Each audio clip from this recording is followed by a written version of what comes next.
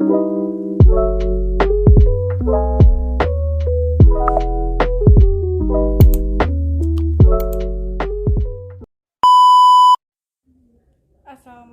warahmatullahi wabarakatuh. Kembali lagi dengan saya Nur Maharani S dari Prodi Bahasa Indonesia Fakultas Keguruan dan Ilmu Pendidikan Universitas Muhammadiyah Sidenreng Rapang dengan NIM 09105802222030. Di sini saya akan menjelaskan hakikat pembelajaran. Beda dengan yang kemarin yaitu hakikat belajar dan yang sekarang yaitu hakikat pembelajaran.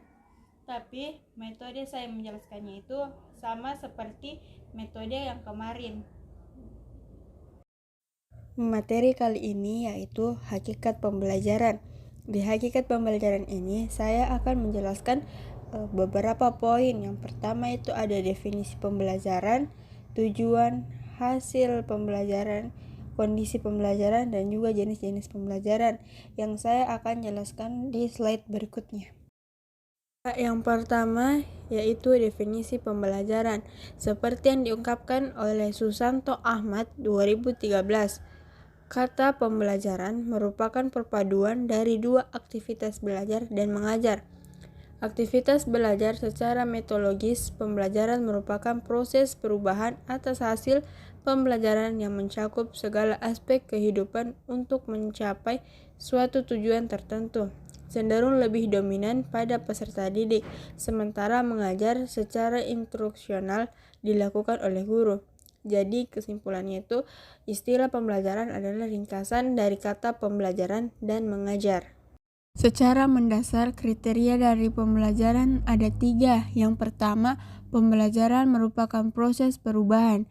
Pembelajaran merupakan proses perubahan yang dilakukan secara sadar dan disengaja, yang dimaksud menunjuk pada adanya suatu kegiatan yang sistematis dalam rangka menciptakan suatu perubahan dalam diri individu menuju ke hal yang lebih baik. Pembelajaran lebih diarah kepada perubahan yang lebih baik dari sebelumnya. Semisal anak yang belajar membaca, perubahan yang lebih baik dari anak tersebut yaitu anak bisa mengenal huruf, mengeja, dan membaca dengan baik. Kedua, perubahan hasil pembelajaran mencakup semua aspek kehidupan.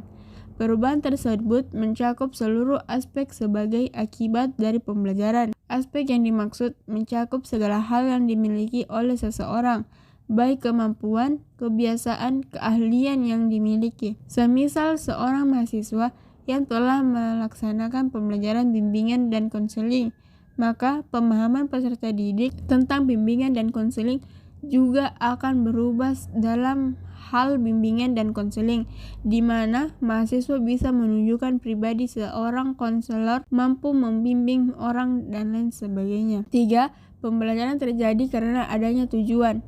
Pembelajaran terlaksana karena adanya suatu kebutuhan pada diri individu dan kebutuhan tersebut harapannya terpenuhi.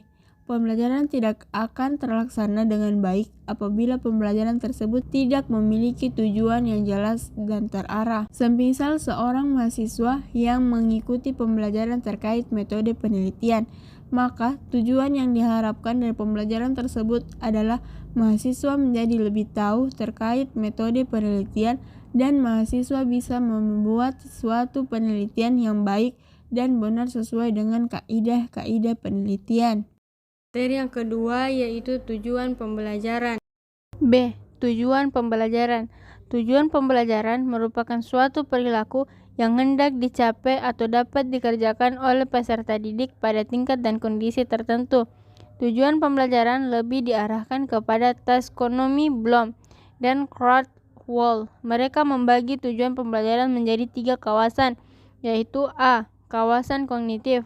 Kawasan kognitif erat kaitannya dengan segi proses mental yang diawali dari tingkat pengetahuan hingga evaluasi.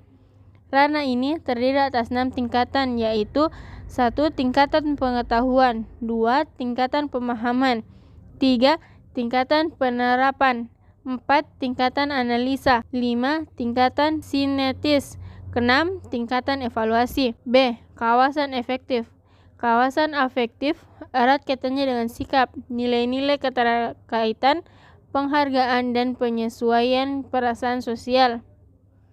Kawasan dibagi dalam 5 hal, yaitu 1. Kemauan menerima, 2. Kemauan menanggapi, 3. Berkeyakinan, 4. Penerapan hasil, 5. Ketekunan dan ketelitian. C. Kawasan psikomotor terkait dengan keterampilan yang bersifat manual atau motorik.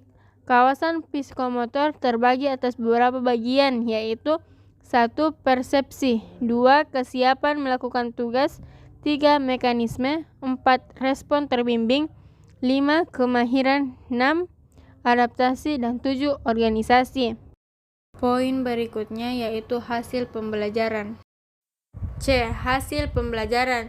Taksonomi Bloom membagi tujuan pendidikan ke dalam 3 domain, yaitu sebagai berikut. Yang pertama, kognitif domain atau ranah kognitif, mencakup perilaku-perilaku menitibaratkan kepada aspek intelektual, seperti pengetahuan, pengertian, dan keterampilan berpikir.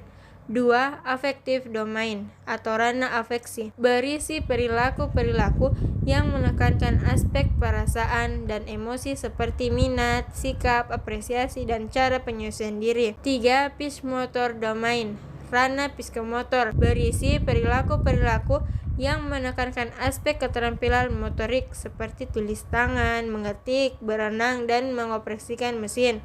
Pembelajaran yang dilaksanakan memiliki 2 kemungkinan, yaitu pembelajaran yang berhasil dan gagal. Pembelajaran yang gagal terjadi ketika tujuan yang sudah ditentukan tidak tercapai dengan baik. Sedangkan pembelajaran yang berhasil yaitu ketika mencapai hasil yang diharapkan. Materi berikutnya yaitu kondisi ideal pembelajaran. D. Kondisi ideal pembelajaran. Pembelajaran yang baik merupakan pembelajaran yang mempunyai tujuan yang jelas dan terarah. Tujuan pembelajaran yaitu menciptakan belajar yang baik, efektif, teratur, dan berproses. Mikhail mengemukakan pembelajaran efektif sebagai berikut. Perhatian peserta didik yang efektif dan terfokus kepada pembelajaran. 1. Berupaya menyelesaikan tugas dengan baik dan benar. 2. Peserta didik mampu menjelaskan hasil belajarnya. 3. Peserta didik diharapkan berani untuk mengungkapkan apa yang belum dipahami kepada guru. 4. Peserta didik berani menyatakan tidak setuju. Dan 5. Peserta didik dimotivasi untuk berani meminta informasi yang sesuai pembahasan. 6. Mengecek hasil tugas yang dikerjakan. 7. Peserta didik terbiasa untuk mencari alasan kenapa bisa salah.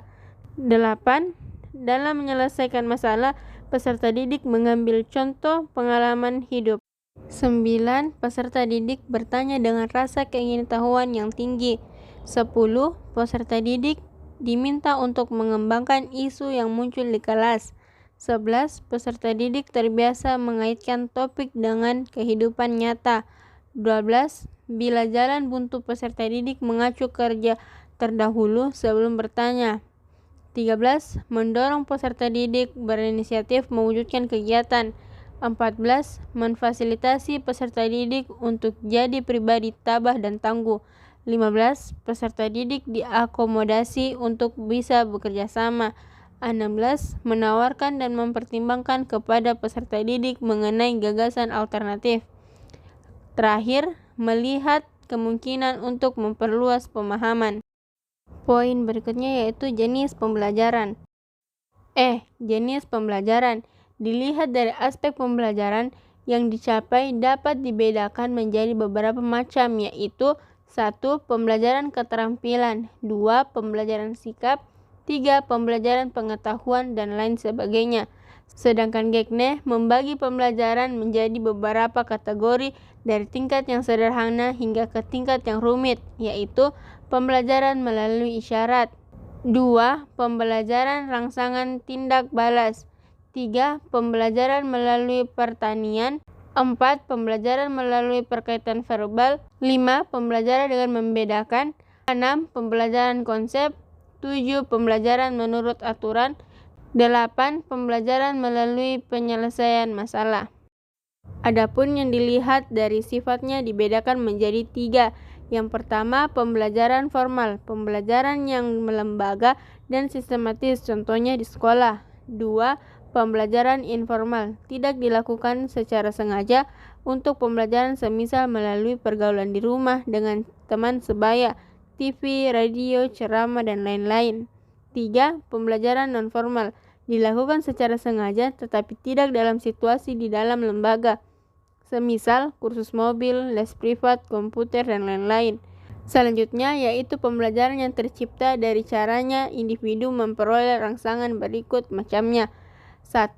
Visual, yaitu individu yang pembelajarannya efektif bila menerima rangsangan melalui indera penglihatan. 2. Audio, yaitu individu yang lebih efektif pembelajarannya apabila menerima rangsangan melalui alat pendengaran. 3. Kinestetik, yaitu individu yang lebih efektif pembelajaran melalui pergerakan. Dan yang terakhir, keempat, taktil, yaitu individu yang lebih efektif pembelajarannya melalui penciuman atau perabaan.